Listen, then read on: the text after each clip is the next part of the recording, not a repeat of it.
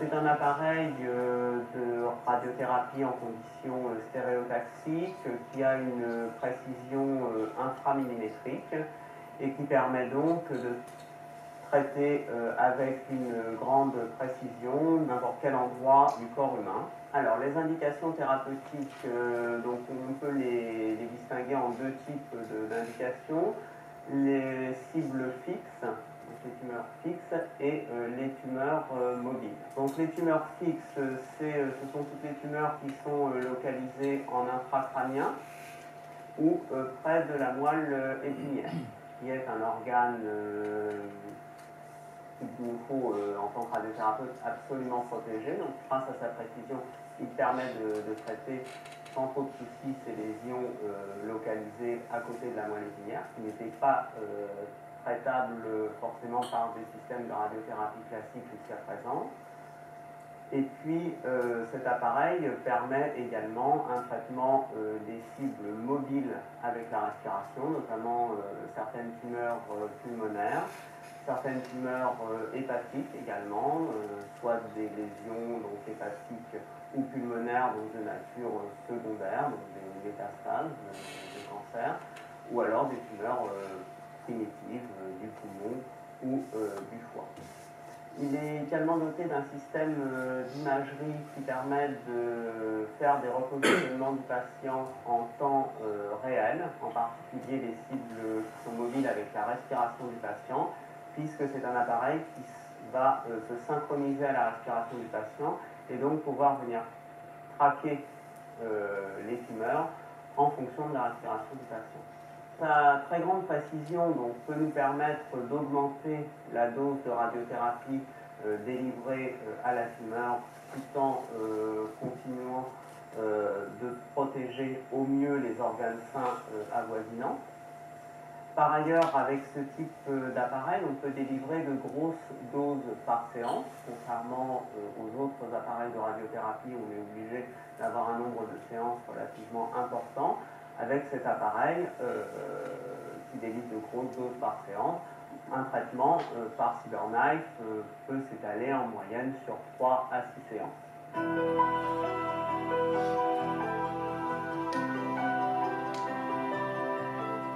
Notre rôle est finalement de garantir que les doses qui vont être calculées pendant la préparation du traitement vont être celles qui vont bien être délivrées aux patients. Et donc ça passe par plusieurs volets de notre métier. Une partie de mesure avec différents instruments qui va permettre de modéliser un petit peu les faisceaux et les machines.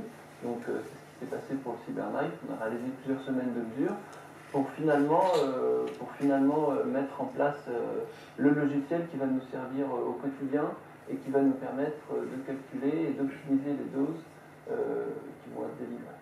C'est un système qui a été pensé à la base pour faire à la fois de l'imagerie pendant le traitement et pour compenser les mouvements du patient de façon à cibler au mieux le traitement. Donc c'est vraiment un système qui est global dans son développement. À l'opposé des traitements un petit peu plus classiques qui vont consister à passer 4 faisceaux, 4 ou 5 par exemple dans le cas d'un traitement classique, ici on va avoir une multitude de faisceaux, plus d'une centaine, qui vont vraiment être ciblés sur la zone à traiter. Là finalement c'est un petit peu comme de la peinture, on veut colorier finalement la dose, la tumeur avec une dose, et donc au lieu d'utiliser 4 ou 5 coups de crayon pour la dessiner, là finalement en ayant à notre disposition 100, 200 faisceaux qui sont très petits, donc si on a des stylos très petits et qui peuvent donner de multitudes de petites touches, on va pouvoir justement conformer au mieux les doses à la tumeur et du coup épargner par la suite au mieux les tissus. Chaque faisceau est délivré indépendamment l'un de l'autre. Entre chaque faisceau, on va quand même vérifier la position du patient. Donc ça requiert un petit peu plus de temps, ça peut aller jusqu'à en moyenne 1 heure de traitement pour délivrer à peu près une centaine de faisceaux. Nous intervenons après le passage du médecin qui a réalisé les contours à la fois de la tumeur et des organes sains. Il les a déterminés donc à partir de l'imagerie scanner ainsi que les autres modalités d'imagerie pour affiner au mieux ses contours, l'optimisation des doses et le positionnement du patient durant le traitement. Si on regarde par exemple un cas d'une tumeur intracrânienne, on peut la voir qui est dessinée en rouge ici, et donc par l'intermédiaire d'une centaine de faisceaux, on va réussir à délivrer une dose qui est illustrée en bleu, qui épouse parfaitement la forme de la tumeur. Et si on veut visualiser les faisceaux qui ont été utilisés pour ça, on voit qu'il y en a une multitude, et donc chacun apporte sa petite contribution comme un tableau un peu impressionniste.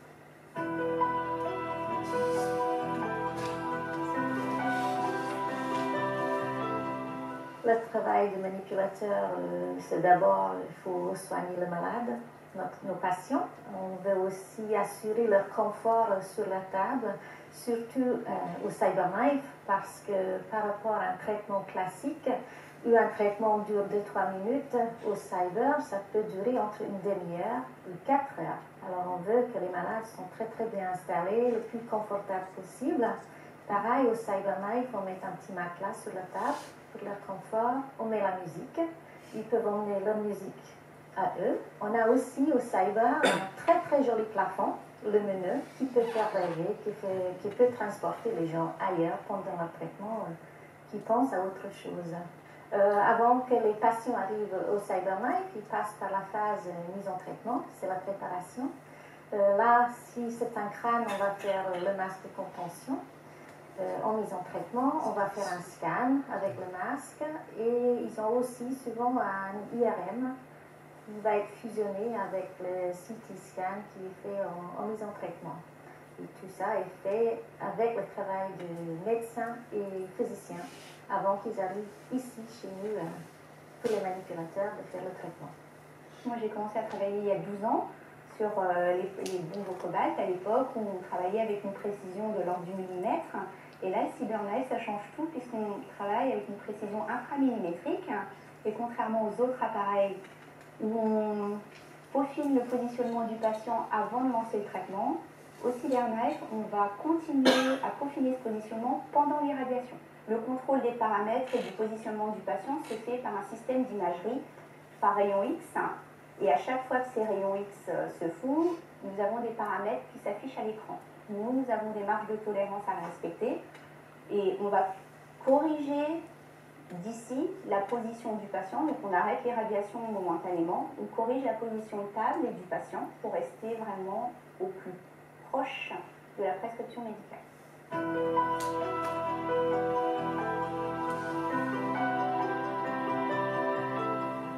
Les patients qu'on a eus, ils n'ont pas trop peur et en effet, ils sont très fiers d'arriver au CyberKnife parce qu'ils savent qu'ils sont dans les premiers malades.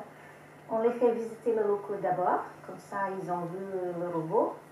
On les explique aussi que ça bouge beaucoup autour d'eux et que ça peut faire du bruit.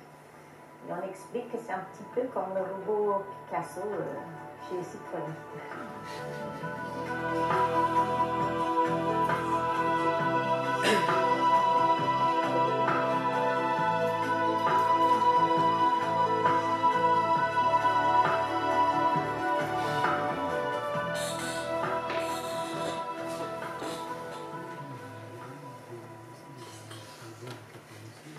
Voilà, c'est terminé pour cette première phase. Je vous propose de passer au buffet et ensuite nous ferons une visite. Merci.